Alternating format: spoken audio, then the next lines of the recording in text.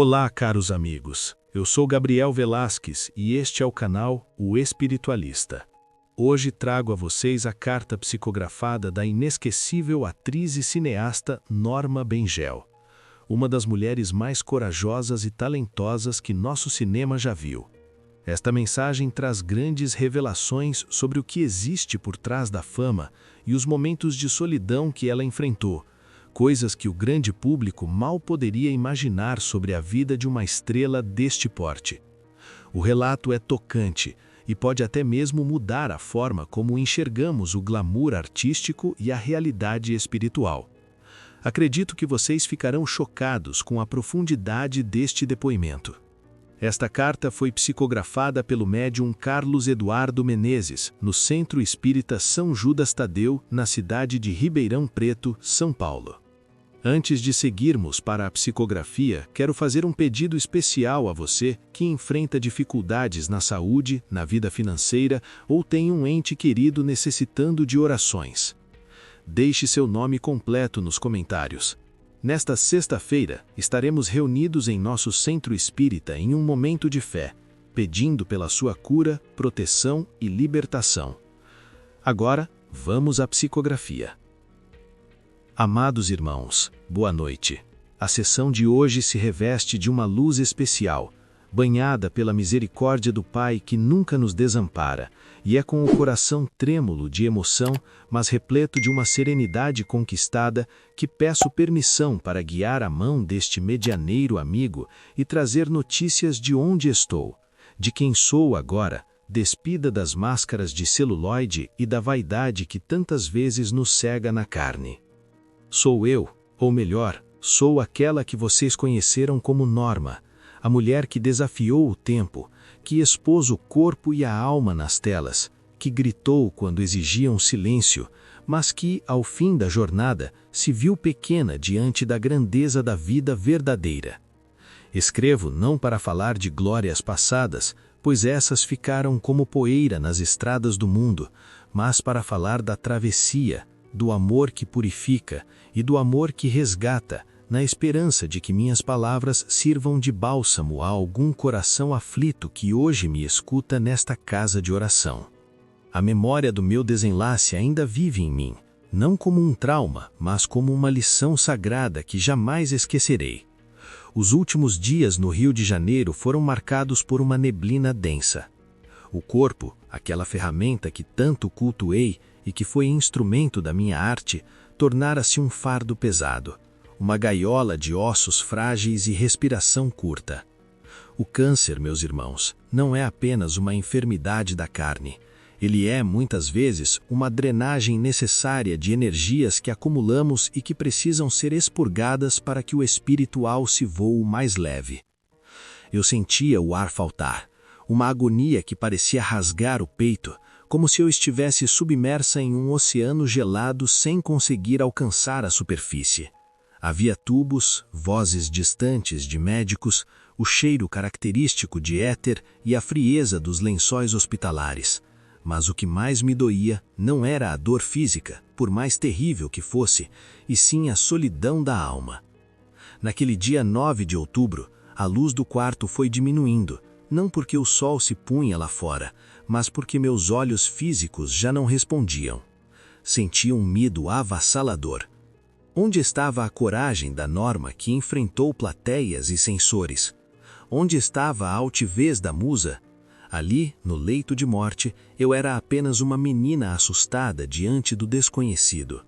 O desligamento não foi imediato, meus amados. Foi um processo de rasgar, como se raízes profundas estivessem sendo arrancadas de um solo seco. Ouvi o choro contido de alguns poucos amigos, sentia a vibração de pena de outros, e tudo isso me prendia.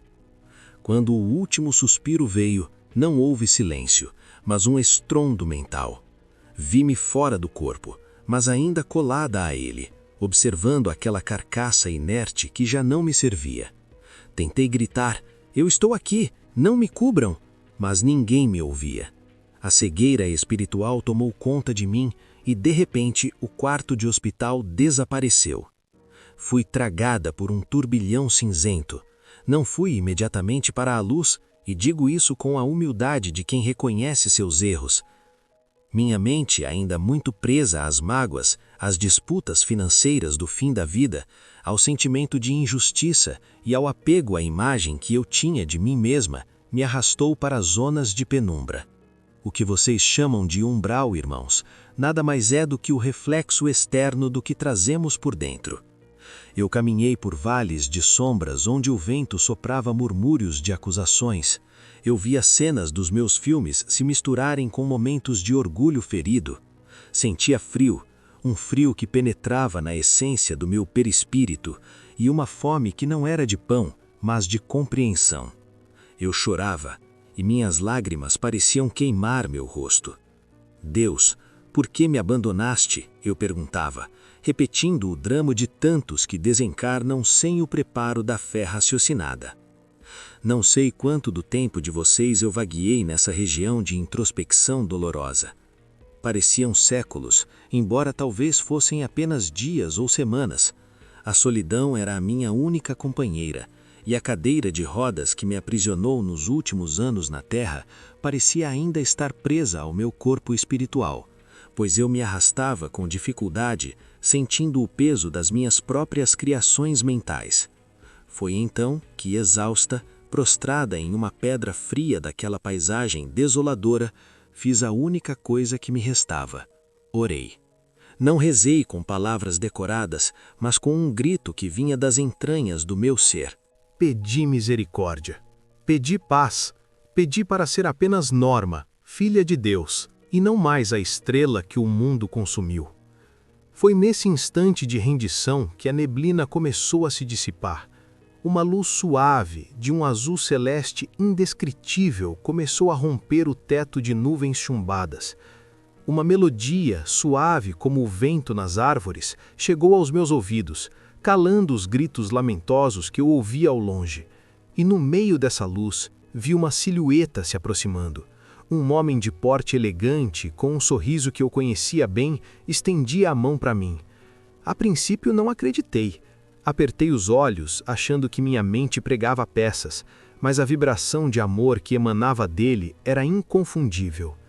Era Anselmo. Sim, Anselmo Duarte, o diretor que me guiou em O Pagador de Promessas, aquele que dividiu comigo a glória de Cannes e as angústias da arte no Brasil. Ele, que havia partido alguns anos antes de mim, estava ali, rejuvenescido, vestindo uma túnica de linho claro, com o rosto iluminado por uma bondade que eu jamais vira nos estúdios de cinema. Ele não me olhou com julgamento, nem perguntou por que eu estava ali naquela lama espiritual. Ele apenas sorriu, aquele sorriso franco, e disse: "Levanta, Marli. Levanta, minha querida Norma. A cena acabou. O drama terminou. É hora de voltar para casa." Ao ouvir sua voz, senti uma corrente elétrica de afeto percorrer meu ser. Ele se abaixou e, com uma força que não era física, mas magnética, me ergueu. Percebi, assombrada, que minhas pernas espirituais firmaram-se. A cadeira de rodas imaginária se desfez em pó.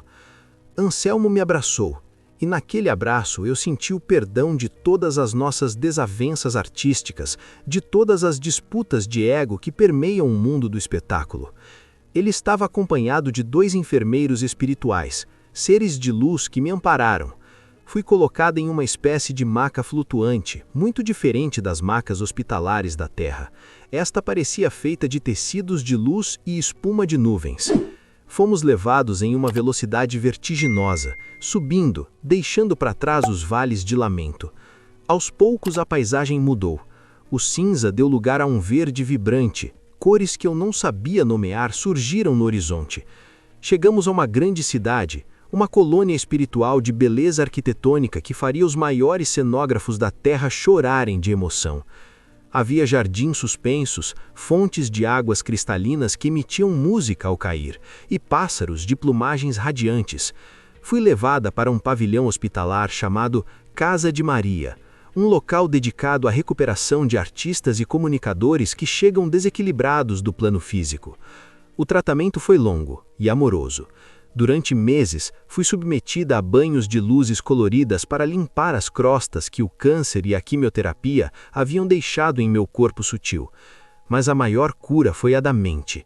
Em palestras e conversas com instrutores dedicados, revi o filme da minha vida. Não o filme projetado nas telas, mas o filme real, dos meus atos, pensamentos e omissões.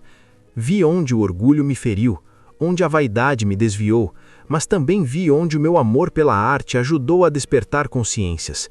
Entendi que a nudez que tanto chocou a sociedade era apenas a vestimenta da alma querendo se libertar das hipocrisias, mas que a verdadeira liberdade só vem de dentro, do contato com o divino. Hoje, amados irmãos, estou recuperada. Vivo nesta colônia de trabalho e estudo, onde a arte é vista como uma ferramenta sagrada de elevação. Não pensem que ficamos aqui tocando harpas em nuvens ociosas. O trabalho é incessante. Atualmente dedico-me a auxiliar no setor de recepção de novos desencarnados, especificamente aqueles que vêm do meio artístico. Muitos chegam aqui ainda presos à fama, desesperados porque não encontram fotógrafos nem aplausos, sentindo-se esquecidos. Meu trabalho, junto com Anselmo e outros grandes companheiros que aqui reencontrei, é acolhê-los, mostrar-lhes que o palco agora é outro, que a plateia é a consciência cósmica e que o único diretor a quem devemos obediência é Jesus. Tenho estudado muito. Aprendo sobre a física dos fluidos, sobre como o pensamento molda a realidade e tenho participado de grupos que enviam inspirações para autores e cineastas encarnados, soprando em suas mentes ideias que possam promover a paz, a fraternidade e o respeito às diferenças, em vez da violência gratuita. A arte, descobri aqui, deve ser o espelho da beleza de Deus, e não apenas o reflexo do caos humano.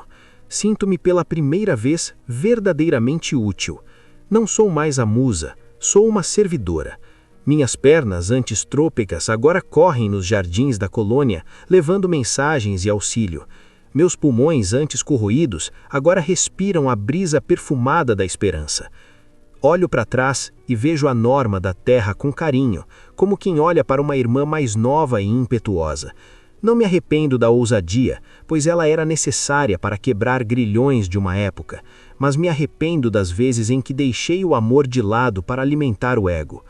Aos que ficaram, aos que ainda assistem aos meus filmes ou leem sobre minha vida conturbada, deixo um recado simples. A fama é uma bolha de sabão que estoura ao menor toque da morte. O dinheiro, as polêmicas, as críticas de jornais, tudo isso fica na portaria do cemitério. O que entra conosco, o que define a cor do nosso passaporte espiritual, é o quanto amamos, o quanto perdoamos e o quanto fomos verdadeiros com nossa essência. Não tenham medo da morte, pois ela não existe. Existe a vida, contínua, vibrante, justa e pedagógica. Se hoje vocês enfrentam dores, doenças ou incompreensões, saibam que tudo isso é material didático para a alma. Nenhuma lágrima é perdida se ela regar o solo da resignação e da fé. Valorizem a saúde enquanto a têm. Valorizem os amigos que lhes dizem a verdade e não apenas os que lhes aplaudem. E, acima de tudo, busquem a reforma íntima, essa maquiagem da alma que nos torna belos aos olhos do Criador. Agradeço a oportunidade de vir até aqui, nesta casa abençoada, para dar este testemunho. Agradeço a Anselmo, meu grande amigo e resgatador, que me espera lá fora para continuarmos nossa tarefa. Agradeço a Deus por me permitir reescrever minha história, agora não mais em roteiros de ficção, mas no livro da vida eterna. Que a paz do Mestre Jesus envolva a cada um de vocês. Que as luzes desta sessão possam curar suas dores como curaram as minhas. Saiam daqui com a certeza de que nunca estão sós e de que o amor é a única força capaz de vencer os séculos. Com carinho e eterna gratidão, daquela que agora é apenas uma irmã em aprendizado, Norma.